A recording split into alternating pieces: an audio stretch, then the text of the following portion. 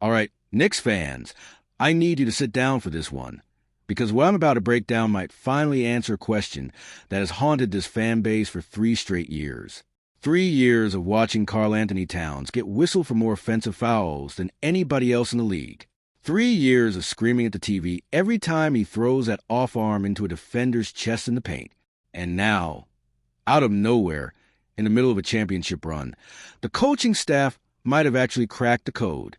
If you're as tired as I am of watching KT get flagged every single time he backs a guy down, stick around, because this is a game changer, and I promise you it's worth every minute. But before we get into it, do me a favor and smash that like button right now. It genuinely helps this channel grow, and it takes you 2 seconds. Let's get into it. So here's the situation. During that blowout win over the Atlanta Hawks, Towns did something we barely ever see from him. He wasn't grinding it out on the low block, backing his man down, drawing contact, and inevitably getting called for an offensive foul. Instead, he was out on perimeter, running the offense like a point guard. And I mean that literally. The big man was initiating plays, reading the floor, making decisions with the ball in his hands 30 feet from the rim. And it worked. It worked so well that it might have just unlocked the exact solution to a problem that has plagued this team, and honestly plagued Towns personally for 3 full seasons. Now, let's rewind for a second, because if you followed this team closely, you know this hasn't been an easy relationship. For almost an entire season, there was real tension between Towns and his head coach over how KT was operating down low. Fans were frustrated. Commentators kept bringing it up on every broadcast. And honestly, it felt like this issue was never going to get solved. Towns led the entire NBA in offensive fouls for 3 consecutive seasons. 3 years in a row. Think about that for a second. That's not a fluke. That's not bad luck. That's a pattern. And it wasn't just hurting his own numbers. It was hurting this team in critical moments, taking him out of games, putting him in foul trouble, and giving opposing coaches free possessions they had no business getting. But somehow, in the middle of the playoffs, something shifted. Towns and his coach found a way to work together, and it paid off in the biggest way possible. It helped push this team all the way to a championship. Let that sink in for a moment, because as frustrating as this journey has been, we are talking about a title. But now the real question everybody in this fan base should be asking is this. Can they keep it going? Can this new perimeter role become a real, sustainable part of the offense for an entire regular season? Not just a playoff adjustment? Because if it can, we might be watching Towns finally shake off a label that has followed him around for years. If you're nodding your head right now because you remember exactly how many times you yell at your screen over a phantom offensive foul call, drop a comment below and tell me your most frustrating KD foul moment from the last 3 years. I want to hear it. And trust me, the comment section on this channel does not disappoint. Here's the thing about old habits, though. They don't just disappear overnight, no matter how good a playoff run looks. During the 2026 regular season specifically, Towns was still getting hammered by both local and national broadcast crews for those exact same offensive fouls. At one point before Christmas, he had 7 more offensive fouls than anyone else in the entire league. 7 more than anybody. That's not a small gap. That's an embarrassing gap. And it turned into a recurring storyline after almost every single game. Every post-game show, every recap, somebody was talking about KT's fouls again. And look, his teammates noticed too. The team captain had a message for him, and it was blunt. He basically told Towns that he needs to control what he can control and stop giving referees any excuse to blow the whistle. According to reporting from a New York Post, the message was something along the lines of, KD just needs to work on not using his off arm. They've tried explaining it to him, and he's getting better. But even the small taps he makes end up getting called as offensive fouls.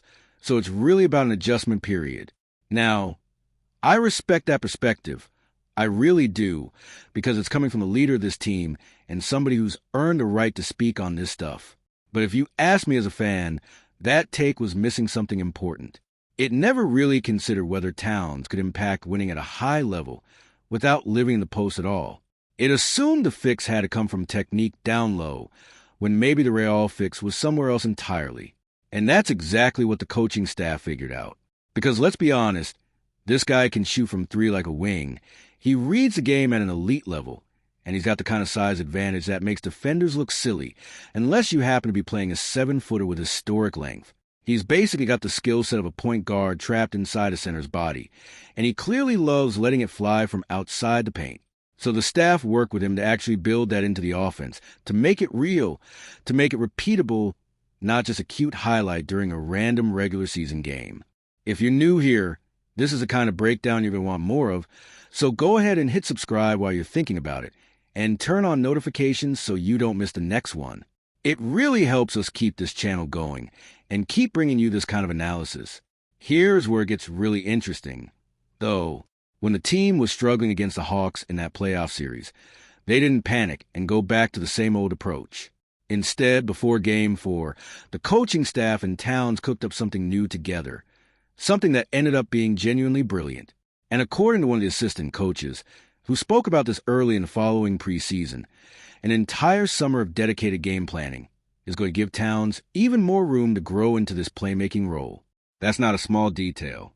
That means this wasn't some one-off adjustment born out of desperation in a playoff series.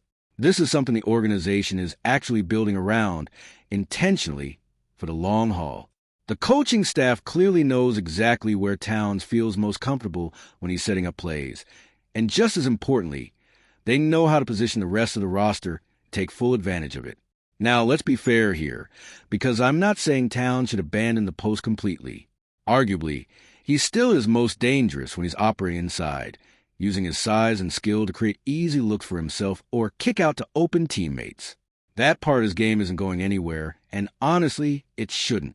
But now that the Knicks have found a second way to let him shine away from the paint, KD finally has a real shot at losing that unwanted crown as the league's foul leader, and honestly, as a fan, that would be one of the most satisfying storylines of the entire season to watch play out. Think about what that actually means for this roster. A stretch big who can genuinely initiate offense from the perimeter changes matchups completely. It forces opposing defenses to make impossible choices. Do you put your center on him and get dragged out to the three-point line? Do you switch a guard onto him and get bullied inside if he decides to attack?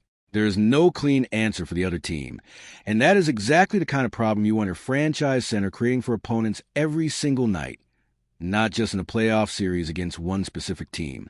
So here's my honest take as a fan who has sat through 3 years of frustration watching this exact issue play out over and over again. I don't want to see this treated as some cute little wrinkle they pull out occasionally when things get tough.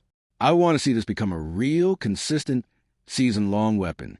Because if the Knicks actually commit to this, if they build entire sets around Towns operating from the perimeter, we could be watching one of the most versatile bigs in the entire league finally reach his ceiling on both ends of the accountability spectrum. Less foul trouble, more playmaking, and a defense that genuinely cannot plan for him. Before I let you go, I want to know what you think. Do you trust this new perimeter role to actually stick for a full 82-game season? Or do you think old habits are going to creep back in the second the pressure ramps up again? Drop your prediction in the comments. I read every single one. And if you enjoyed this breakdown, make sure you like the video, subscribe if you haven't already, and share it with another Knicks fan who's been complaining about these fouls just as much as you have. That's how this channel keeps growing. And honestly, that's how we keep this conversation going all season long. Thanks for watching, and I'll see you in the next one.